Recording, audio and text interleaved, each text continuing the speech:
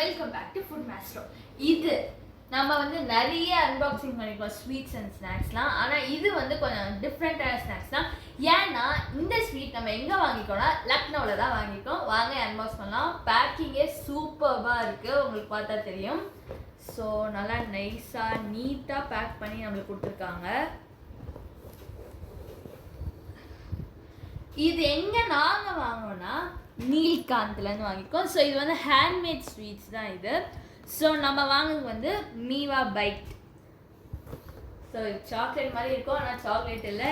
இது வந்து பேக்கிங்கே சூப்பராக இருக்கா. ஸோ நம்ம இதை எடுத்துடலாம். நம்மளுக்கு வந்து கோல்ட் ரேப்பிங் பண்ணி அழகாக ப்ரெசன்டபுளாக நம்மளுக்கு வந்து இது பண்ணியிருக்காங்க. ஸோ திறந்து பார்த்துருவோமா.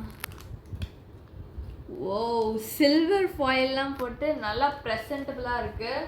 சாப்பிடலாம்.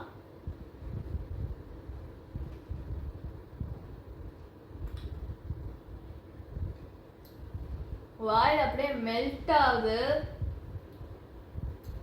நல்லா கேஷ்யூஸ், ஆல்மண்ட்ஸ், பிஸ்தாலாம் போட்டு நல்லா பண்ணியிருக்காங்க. அப்படியே அந்த டேஸ்ட்டு சூப்பராக இருக்குது. கைண்ட் ஆஃப் காஜு கட்லி மாதிரி தான் இருக்குது.